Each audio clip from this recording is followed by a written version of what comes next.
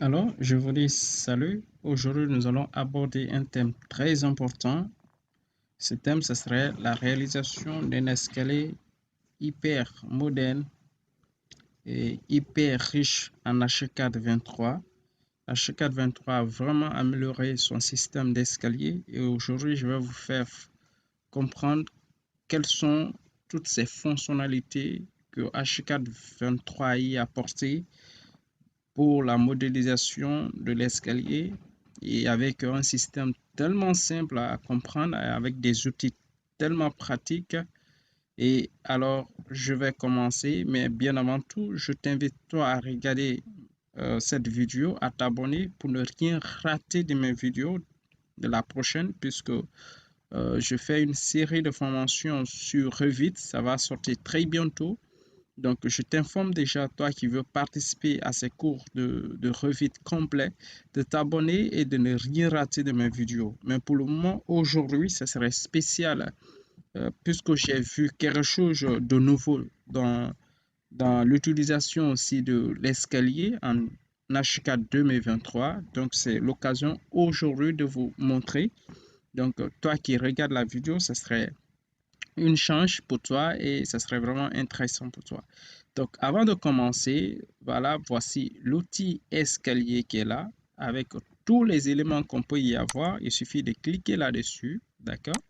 Et directement, il nous conduit vers l'outil dialogue et réglage. C'est là où on pourra avoir la possibilité de régler tous les éléments euh, qu'on veut, que ce soit la largeur de l'escalier, le nombre de marches, de contre-marches, la largeur, la hauteur de marche et de contre-marche, ainsi de suite, et tous les styles que H423 propose pour la modélisation d'un escalier hyper réel. Comme vous le voyez, vous l'avez vu sur l'image, c'est l'escalier que j'ai fait dans un projet que je vais imiter le même escalier ici pour cette formation. J'espère que ça serait riche pour vous.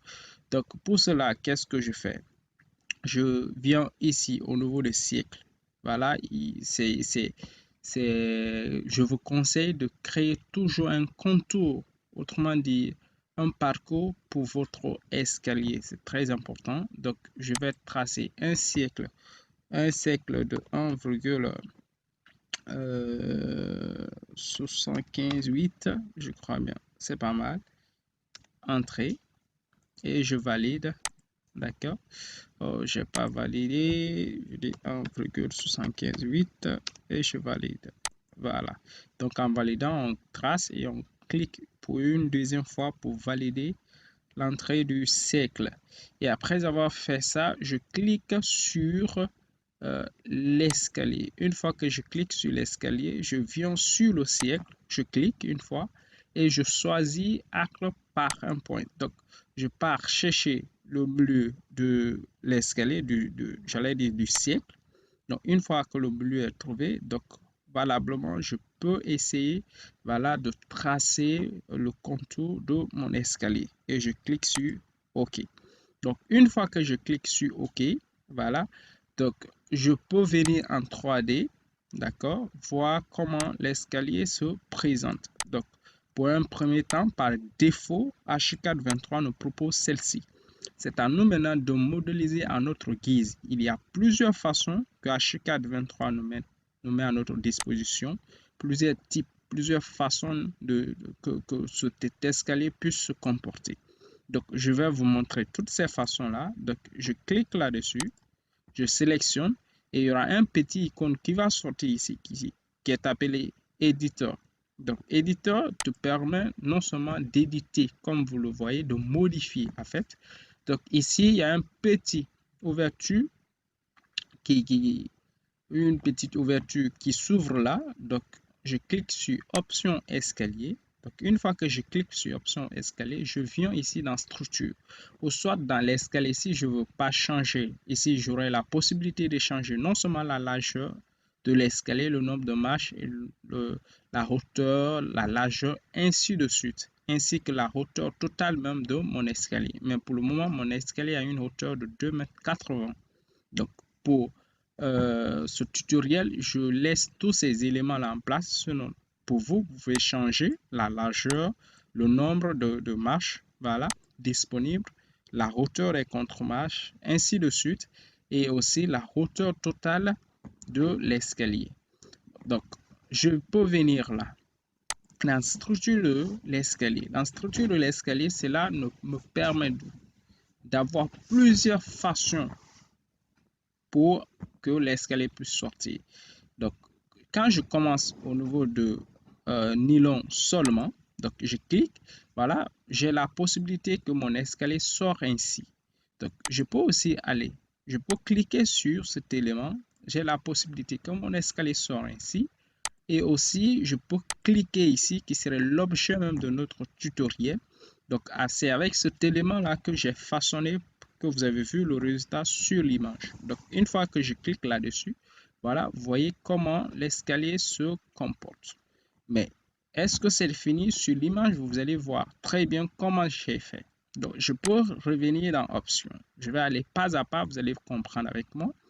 Donc, cet élément-là, qui est autrement la structure même de l'escalier, qui est là, volet.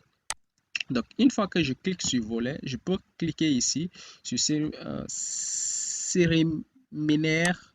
Voilà, il me donne plusieurs types. D'accord? Il suffit que je clique là, j'aurai la façon dont l'escalier va se comporter avec ces barres de repos. Mais pour voilà, pour le besoin de ce tutoriel, moi j'avais choisi cela. D'accord? Donc je valide et vous voyez comment ça se présente. C'est un défaut. Donc je peux cliquer là-dessus. Sur la photo, vous allez remarquer que la présence des contre-marches n'existait pas. Donc pour enlever les contre-marches, qu'est-ce que je fais? D'accord? Je clique ici sur finition. Une fois que je clique sur finition, je clique là au niveau des marches. Je dis juste, je veux voir les marches. Donc ici, quand on clique là, marche et contre-marche, c'est les deux qui se présentent. Quand on clique sur contre-marche, c'est seulement que les contre-marches qui se présentent. Quand je clique sur les marches, c'est les marches qui se présentent. Donc, je peux valider. Donc, une fois que je valide, vous voyez, automatiquement, les contre-marches disparaissent. Donc, mais j'ai vu quoi? Que ce volet n'était pas au centre selon l'image, le projet que j'ai utilisé. Je l'ai mis à l'extrémité. Donc, comment mettre cet élément à l'extrémité? Donc, il suffit de venir là, dans toujours volet. Une fois volet, vous venez ici. Donc, c'est écrit quoi? Nymon, voilà, 1, décalé 2. D'accord? Donc, il faut décaler comment? Là, par défaut, il est écrit décaler ligne centrale. Donc, j'ai la possibilité non seulement de décaler à droite ou à gauche. Donc, quand je clique à gauche, je valide. Donc, vous voyez, cet élément, la structure même de l'escalier se pose automatiquement à gauche. Donc, je peux aussi augmenter la largeur de cette structure. Donc, vous avez la possibilité ici, non seulement d'augmenter la largeur, et aussi vous avez la possibilité d'augmenter le nombre. Voilà, pour aller à 2, à 3, c'est vous qui le savez. Donc, vous voyez automatiquement, le nombre se dessine à votre façon. Donc, moi, personnellement, j'avais utilisé le nombre 1. Donc, je le mets là à gauche et j'augmente la largeur. Donc, j'avais mis 0,5 qui est 50 cm. Donc, vous voyez, automatiquement, ça se dessine avec moi. Donc, vraiment, il y a eu plusieurs possibilités, mais cette possibilité, je vous le montre, c'était vraiment de véritable plaisir pour moi que HCAD a pu ajouter. Voilà, c'est un autre plus. Et moi, de ma part, je vous dis grand merci pour l'attention de cette vidéo. Je vous dis merci vraiment et je vous donne rendez-vous dans d'autres prochains tutoriels. Mais avant de vous quitter, je vous dis merci d'abord. Continuez à vous abonner, continuez à regarder mes tutoriels et pas très long, ça va pas prendre du temps. Voilà, ce grand lot de formation Revit va bientôt avoir le jour. Voilà, je suis là-dessus, je bosse et vous aurez vraiment des séries de tutoriels de Revit. Ça va être de comprendre de A jusqu'à Z. Vous aurez cette formation de façon très gratuite.